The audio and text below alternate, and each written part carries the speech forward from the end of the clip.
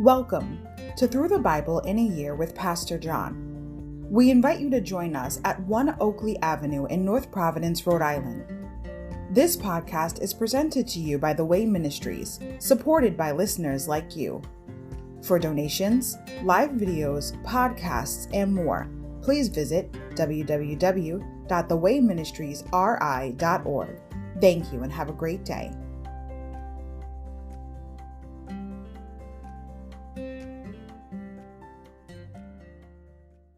Hi everybody, welcome to Through the Bible in a Year with Pastor John. Glad you could join me today to get a portion of God's Word. Today we're going to begin with Day 35, February 4th, Leviticus chapters 11 to 15, Personal Purity in Daily Life. Overview. Today's reading sets forth laws regarding childbirth, clean and unclean food, leprosy and other skin diseases, and discharges. Being a holy people demands a holy lifestyle. Ceremonial purity was an indispensable part of worshiping a holy God, and it imposed restrictions on one's conduct. For the Israelites, this meant dietary laws, strict health requirements, and temporary quarantines after contact with potentially harmful substances. The word unclean occurs more than 100 times in these chapters, showing that ceremonial uncleanness was no small matter with God. Chapter 11, Rules regarding food. Chapter 12, Rules regarding childbirth, home matters. Chapters 13 to 14, Rules regarding leprosy. Chapter 15, Rules regarding discharges, health matters. Insight. Debarred by disease. Leviticus 13, 1 to 46. Leviticus 13 and 14 deal with the variety of skin conditions that made a person ceremonially unclean, as well as a potential threat to public health. Chapter 13, 1 to 46. The person who suffered from one of these diseases was ostracized from the camp until a priest could verify that he or she was no longer infected. Jesus showed his compassion and his healing power when he touched those suffering from such diseases and made them well again. Matthew 8, 2 to 4. Leviticus chapter 11. Ceremonially clean and unclean animals. Then the Lord said to Moses and Aaron, "Give the following instructions to the people of Israel. Of all the land animals, these are the ones you may use for food. You may eat any animal that has completely split hoofs and choose the cud. You may not, however, eat the following animals that have split hoofs or that chew the cud, but not both. The camel chews the cud, but does not have split hoofs, so it is ceremonially unclean for you. The hyrax chews the cud, but does not have split hooves, so it is unclean. The hare chews the cud, but does not have split hoofs, so it is unclean. The pig has evenly split hoofs, but does not chew the cud, so it is unclean. You may not eat the meat of these animals or even touch their carcasses. They are ceremonially unclean for you. Of all the marine animals, these are the ones you may use for food. You may eat anything from the water if it has both fins and scales, whether taken from salt water or from streams.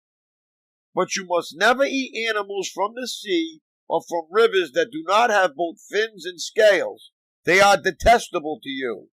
This applies both to little creatures that live in shallow water and to all creatures that live in deep water.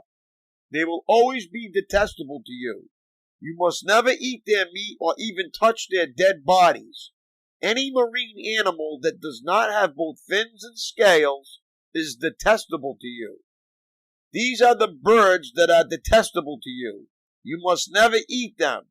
The griffin vulture, the bearded vulture, the black vulture, the kite, falcons of all kinds, ravens of all kinds, the eagle owl, the short-eared owl, the seagull, hawks of all kinds, the little owl, the cormorant, the great owl, the barn owl, the desert owl, the Egyptian vulture, the stork, herons of all kinds, the hoopie, and the bat.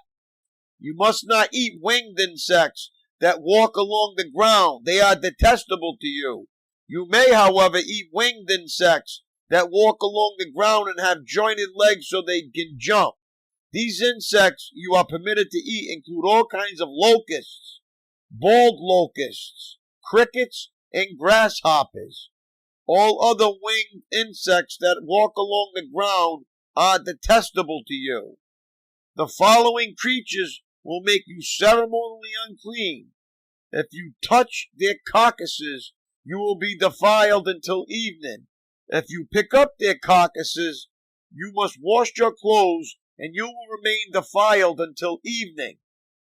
Any animal that has split hoofs that are not evenly divided or that does not chew the cud is unclean for you. If you touch the carcass of such an animal, you will be defiled. Of the animals that walk on all fours, those that have paws are unclean. If you touch the carcass of such an animal, you will be defiled until evening. If you pick up its carcass, you must wash your clothes, and you will remain defiled until evening. These animals are unclean for you. Of the small animals that scurry along the ground, these are unclean for you. The mole rat, the rat, large lizards of all kinds, the gecko, the monitor lizard, the common lizard, the sand lizard, and the chameleon. All these small animals are unclean for you. If any of you touch the dead body of such an animal, you will be defiled until evening. If such an animal dies and falls on something, that object will be unclean.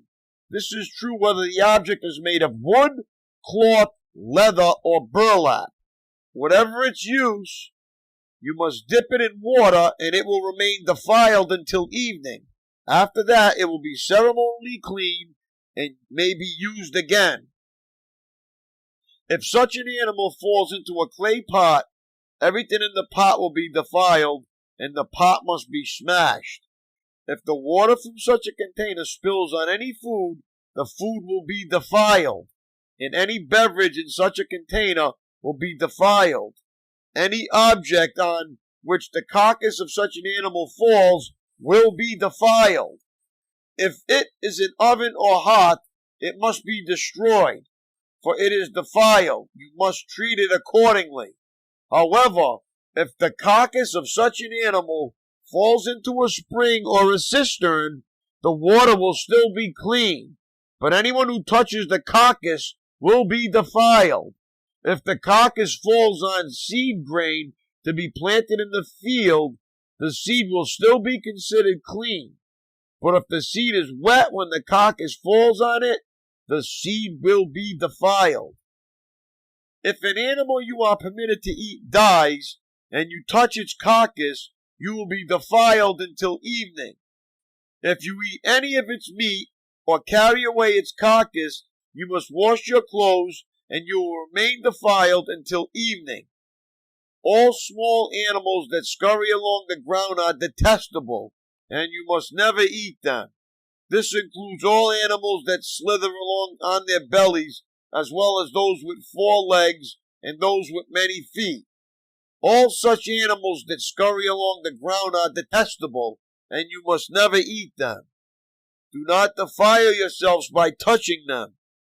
You must not make yourselves ceremonially unclean because of them, for I am the Lord your God. You must consecrate yourselves and be holy, because I am holy. So do not defile yourselves with any of these small animals that scurry along the ground. For I, the Lord, am the one who brought you up from the land of Egypt, that I might be your God. Therefore, you must be holy, because I am holy. These are the instructions regarding land animals, birds, marine creatures, and animals that scurry along the ground. By these instructions, You will know what is unclean and clean, and which animals may be eaten, and which may not be eaten. Leviticus chapter 12. Purification after childbirth. The Lord said to Moses, "Give the following instructions to the people of Israel. If a woman becomes pregnant and gives birth to a son, she will be ceremonially unclean for 7 days, just as she is unclean during her menstrual period. On the 8th day, the boy's foreskin must be circumcised. After waiting 33 days, she will be purified from the bleeding of childbirth. During this time of purification, she must not touch anything that is set apart as holy, and she must not enter the sanctuary until the time of purification is over. If a woman gives birth to a daughter, she will be ceremonially unclean for 2 weeks, just as she is unclean during her menstrual period. After waiting 66 days, she will be purified from the bleeding of childbirth. When the time of purification is completed for either a son or a daughter, the woman must bring a 1-year-old lamb for a burnt offering and a young pigeon or turtle dove for a purification offering. She must bring her offerings to the priest at the entrance of the tabernacle. The priest will then present them to the Lord to purify her. Then she will be ceremonially clean again after her bleeding at childbirth. These are the instructions for a woman after the birth of a son or a daughter. If a woman cannot afford to bring a lamb, she must bring 2 turtle doves or 2 young pigeons. One will be for the burnt offering and the other for the purification offering. The priest will sacrifice them to purify her, and she will be ceremonially clean. Leviticus chapter 13. Serious skin diseases. The Lord said to Moses and Aaron, "If anyone has a swelling or a rash or discolored skin that might develop into a serious skin disease, that person must be brought to Aaron the priest or to one of his sons. The priest will examine the affected area of the skin. If the hair in the infected area has turned white and the problem appears to be more than skin deep, it is a serious skin disease, and the priest who examines it must pronounce the person ceremonially unclean. But if the affected area of the skin is only a white discoloration and does not appear to be more than skin deep, and if the hair on the spot has not turned white, the priest will quarantine the person for 7 days. On the 7th day, the priest will make another examination. If he finds the affected area has not changed and the problem has not spread on the skin, the priest will quarantine the person for 7 more days. On the 7th day, the priest will make another examination. If he finds the affected area has faded and has not spread, the priest will pronounce the person ceremonially clean. It was only a rash. The person's clothing must be washed, and the person will be ceremonially clean. But if the rash continues to spread after the person has been examined by the priest and has been pronounced clean, the infected person must return to be examined again. If the priest finds that the rash has spread, he must pronounce the person ceremonially unclean, for it is indeed a skin disease.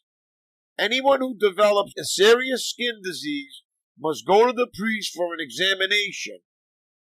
If the priest finds a white swelling on the skin and some hair on the spot has turned white and there is an open sore in the affected area, it is a chronic skin disease, and the priest must pronounce the person ceremonially unclean. In such cases, the person need not be quarantined, for it is obvious that the skin is defiled by the disease. Now, suppose the disease has spread all over the person's skin, covering the body from head to foot. When the priest examines the infected person and finds that the disease covers the entire body, he will pronounce the person ceremonially clean. Since the skin has turned completely white, the person is clean. But if any open sores appear, the infected person will be pronounced ceremonially unclean. The priest must make this pronouncement as soon as he sees an open sore, since open sores indicate the presence of a skin disease. However, if the open sores heal and turn white like the rest of the skin, the person must return to the priest for another examination. If the affected areas have indeed turned white, the priest will then pronounce that person ceremonially clean by declaring, "You are clean." If anyone has a boil on the skin that has started to heal, but a white swelling or a reddish-white spot develops in its place, that person must go to the priest to be examined. If the priest examines it and finds it to be more than skin deep, and if the hair in the affected area has turned white, the priest must pronounce the person ceremonially unclean. The boil has become a serious skin disease. But if the priest finds no white hair on the affected area, and the problem appears to be no more than skin deep and has faded, the priest must quarantine the person for 7 days. If during that time the affected area spreads on the skin, the priest must pronounce the person ceremonially unclean because it is a serious disease. But if the area grows no larger and does not spread, it is merely the scar from the boil, and the priest will pronounce the person ceremonially clean. If anyone has suffered a burn on the skin and the burned area changes color, becoming either reddish white or shiny white, the priest must examine it. If he finds that the hair in the affected area has turned white and the problem appears to be more than skin deep, a skin disease has broken out in the burn.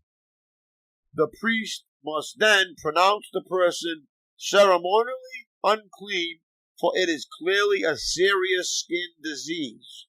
But if the priest finds no white hair on the affected area and the problem appears to be no more than skin deep and has faded, the priest must quarantine the infected person for 7 days.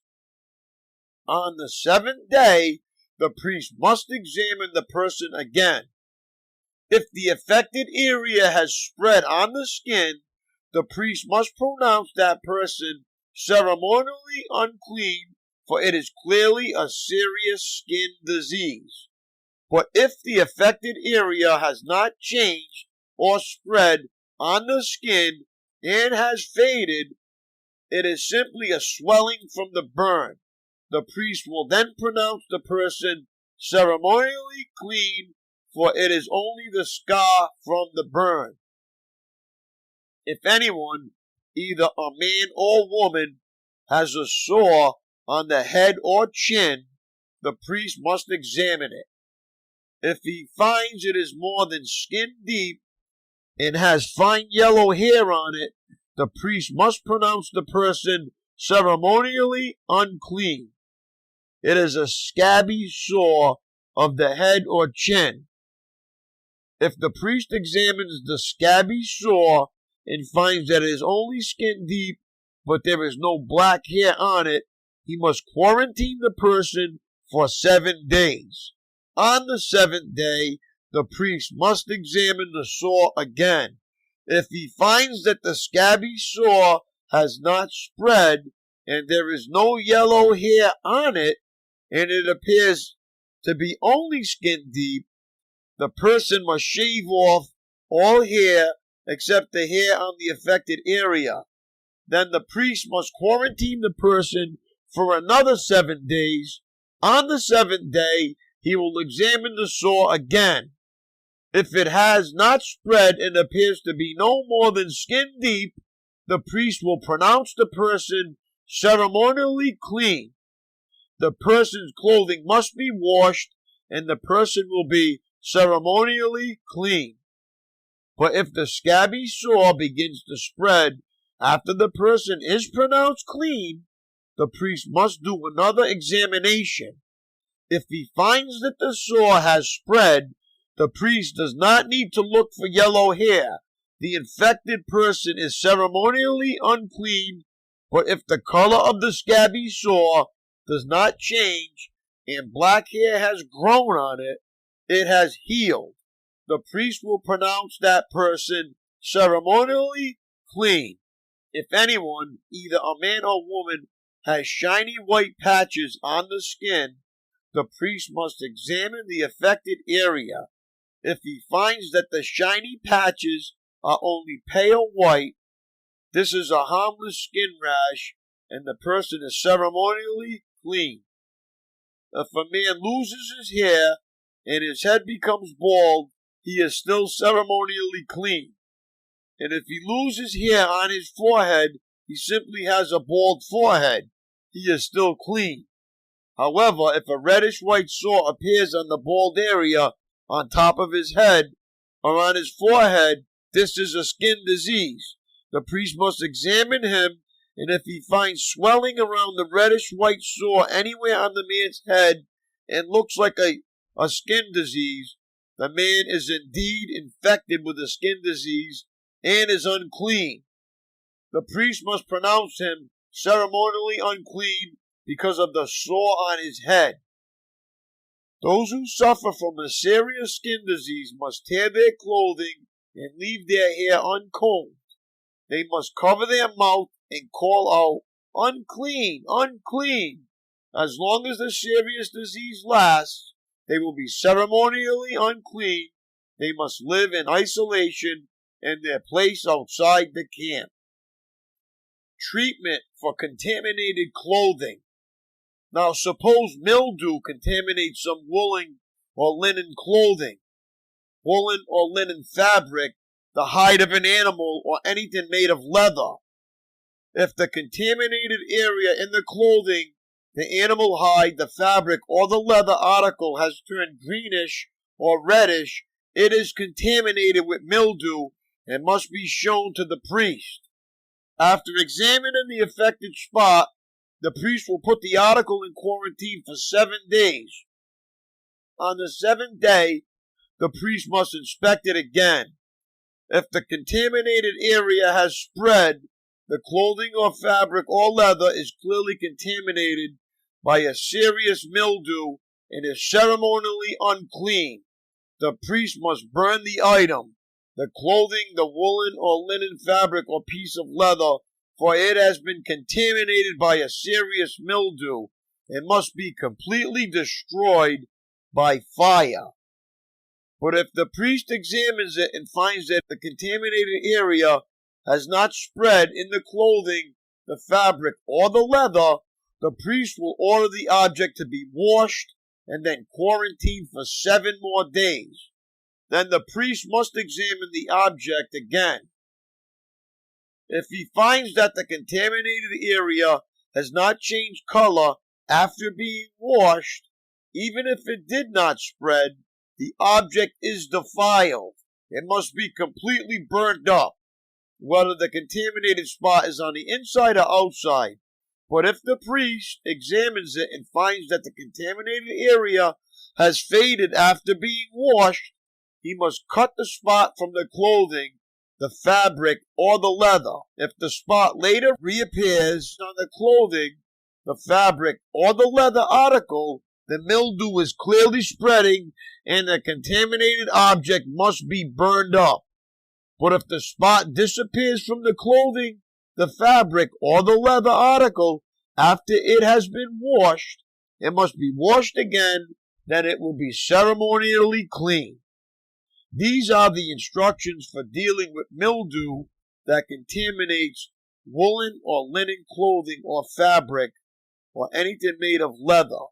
This is how the priest will determine whether these items are ceremonially clean or unclean.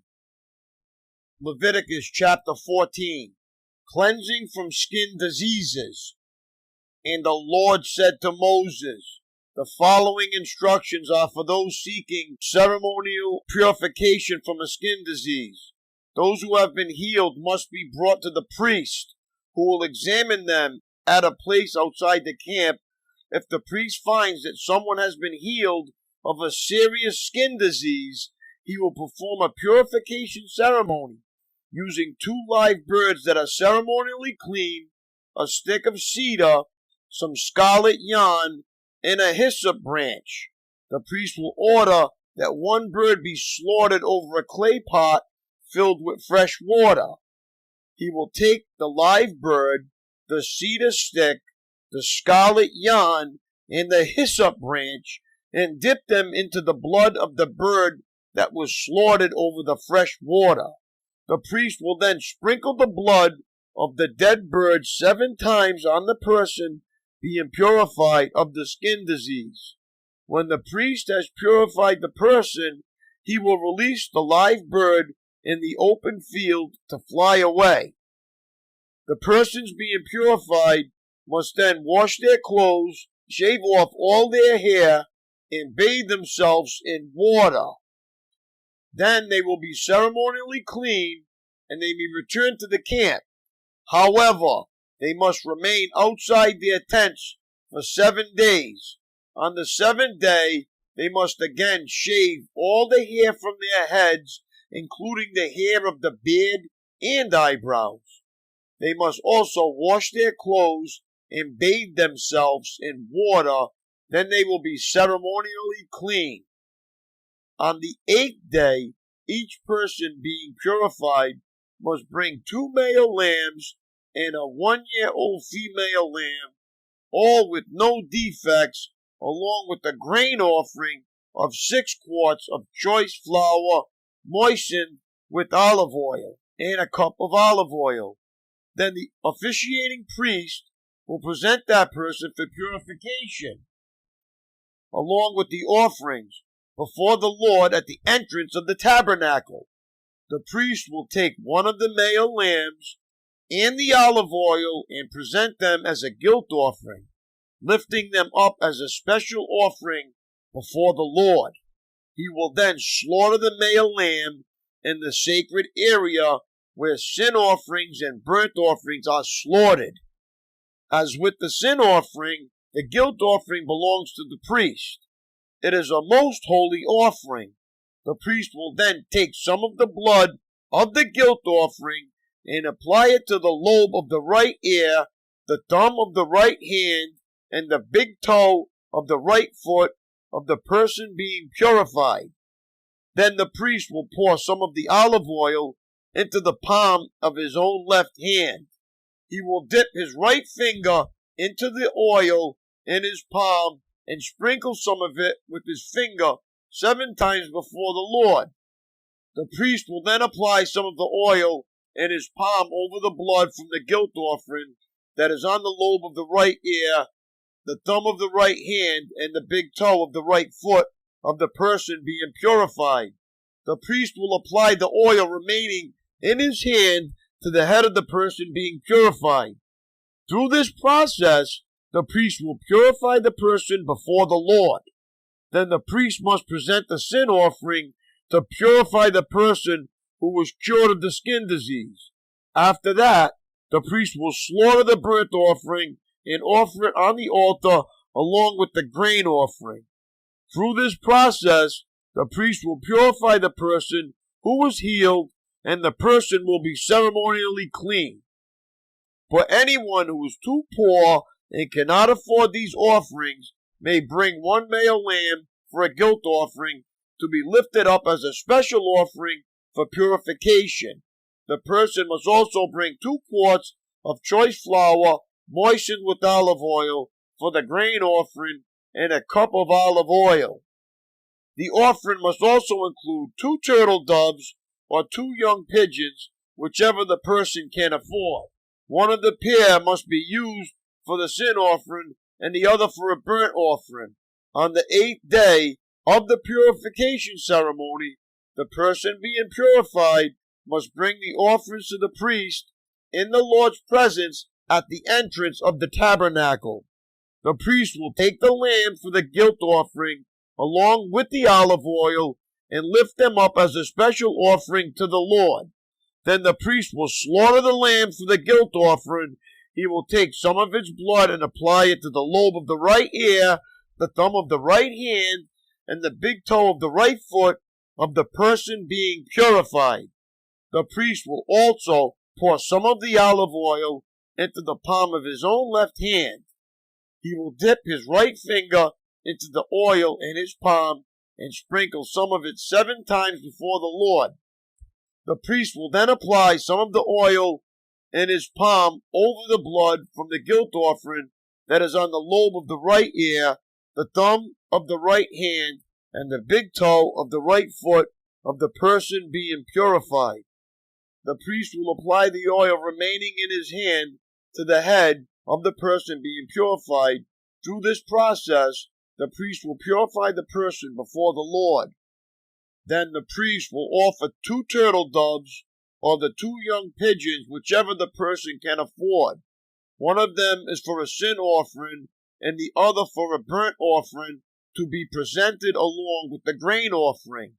Through this process, the priest will purify the person before the Lord. These are the instructions for purification for those who have recovered from a serious skin disease, but who cannot afford to bring the offerings normally required for the ceremony of purification. Treatment of contaminated houses. Then the Lord said to Moses and Aaron, "When you arrive in Canaan, the land I am giving you as your own possession, I may contaminate some of the houses in your land with mildew. The owner of such a house must then go to the priest and say, 'It appears that my house has some kind of mildew.' Before the priest goes in to inspect the house, he must have the house emptied, so nothing inside will be pronounced ceremonially unclean. Then the priest will go in and examine the mildew on the walls. If he finds greenish or reddish streaks, and the contamination appears to go deeper than the wall surface, the priest will step outside the door and put the house in quarantine for 7 days. On the 7th day, the priest must return for another inspection. If he finds that the mildew on the walls of the house has spread, the priest must order that the stones from those areas be removed. The contaminated material will then be taken outside the town to an area designated as ceremonially unclean. Next, the inside walls of the entire house must be scraped thoroughly and the scrapings dumped in the unclean place outside the town. Other stones will be brought in to replace the ones that were removed, and the walls will be replastered. But if the mildew reappears after all the stones have been replaced and the house has been scraped and replastered, the priest must return and inspect the house again. If he finds that the mildew has spread, the walls are clearly contaminated with a serious mildew, and the house is defiled, it must be torn down, and all its stones, timbers, and plaster must be carried out of town to the place designated as ceremonially unclean. Those who enter the house during the period of quarantine will be ceremonially unclean until evening, and all who sleep or eat in the house must wash their clothing. But if the priest returns for his inspection and finds that the mildew has not reappeared in the house after the fresh plastering, he will pronounce it clean because the mildew is clearly gone. To purify the house, the priest must take 2 birds, a stick of cedar, some scarlet yarn, and a hyssop branch. He will slaughter one of the birds over a clay pot filled with fresh water. He will take the cedar stick, the hyssop branch, the scarlet yarn, and the live bird and dip them in the blood of the slaughtered bird and into the fresh water. Then he will sprinkle the house 7 times. When the priest has purified the house in exactly this way, he will release the live bird in the open fields outside the town. Through this process, the priest will purify the house, and it will be ceremonially clean. These are the instructions for dealing with serious skin diseases, including scabby sores and mildew, whether on clothing or in the house, and a swelling on the skin, a rash, or discolored skin. This procedure will determine whether a person or object is ceremonially unclean or clean. These are the instructions regarding skin diseases and mildew. Leviticus chapter 15, bodily discharges. The Lord said to Moses and Aaron, "Give the following instructions to the people of Israel. Any man who has a bodily discharge is ceremonially unclean. This defilement is caused by his discharge. Whether the discharge continues or stops, in either case the man is unclean. Any bed on which the man with the discharge lies and anything on which he sits will be ceremonially unclean.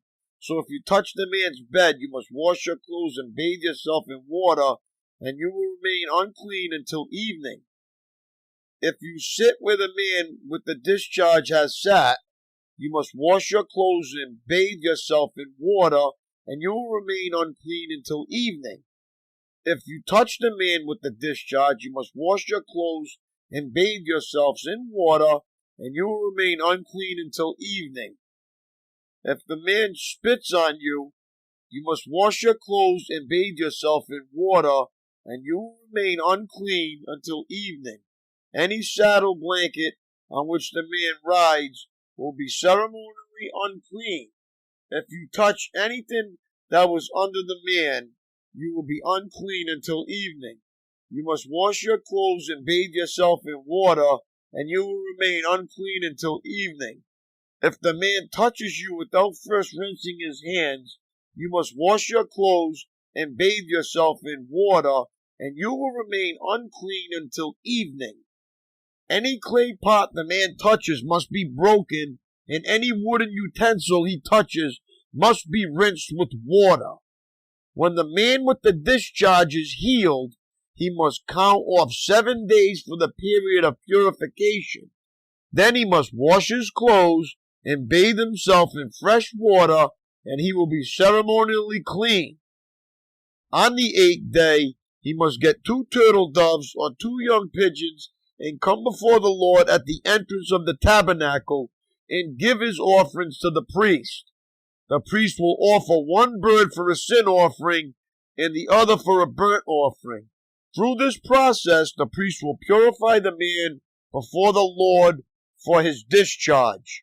Whenever a man has an emission of semen, he must bathe his entire body in water, and he will remain ceremonially unclean until the next evening. Any clothing or leather with semen on it must be washed in water, and it will remain unclean until evening. After a man and a woman have sexual intercourse, they must each bathe in water, and they will remain unclean until the next evening. Whenever a woman has her menstrual period, she will be ceremonially unclean for 7 days. Anyone who touches her during that time will be unclean until evening. Anything on which the woman lies or sits during the time of her period will be unclean. If any of you touch her bed, you must wash your clothes and bathe yourself in water, and you will remain unclean until evening. If you touch any object she has sat on, you must wash your clothes and bathe yourselves in water, and you will remain unclean until evening. This includes her bed or any other object she has sat on. You will be unclean until evening if you touch it. If a man has sexual intercourse with her and her blood touches him, her menstrual impurity will be transmitted to him. He will remain unclean for 7 days, and any bed on which he lies will be unclean. If a woman has a flow of blood for many days that is unrelated to her menstrual period, or if the blood continues beyond the normal period, she is ceremonially unclean. As during her menstrual period, the woman will be unclean as long as the discharge continues. Any bed she lies on and any object she sits on during that time will be unclean. just as during her normal menstrual period. If any of you touch these things, you will be ceremonially unclean. You must wash your clothes and bathe yourself in water, and you will remain unclean until evening. When the woman's bleeding stops, she must count off 7 days. Then she will be ceremonially clean. On the 8th day, she must bring 2 turtle doves or 2 young pigeons and present them to the priest at the entrance of the tabernacle. The priest will offer one for a sin offering and the other for a burnt offering. Through this process, the priest will purify her before the Lord for the ceremonial impurity caused by her bleeding. This is how you will guard the people of Israel from ceremonial uncleanness. Otherwise they would die, for their impurity would defile my tabernacle that stands among them.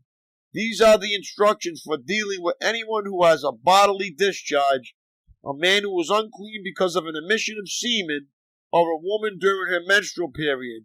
It applies to any man or woman who has a bodily discharge, and to a man who has sexual intercourse with a woman who is ceremonially unclean. My daily walk. Rules and restrictions bring out the absolute worst in people. There is something about seeing a sign that says wet paint, do not touch, that makes us a bit touchy. Signs such as keep off the grass or don't feed the chimps or speed limit 55 seems to whisper in our ears, I dare you. But did you ever stop to think why those rules are there? Someone is trying to look out for the best interests of you and others. They know that fresh paint looks better on a park bench than on dresses. That grass stays prettier when people aren't trampling it. That chimps don't survive well on Cheetos. And that gas and people last longer if you drive moderately. Such rules are for your own good. The same was true for Israel's laws. God gave them for his people's protection. So no scavenger animals for dinner, no contact with leprous people, and plenty of bats. In today's passage, look for ways God protected his people through the laws he gave. What people uncover, God will cover. What people cover, God will uncover. That's all for today, my friends. It was great reading with you. Have a great day. God bless, and I will see you tomorrow. Peace.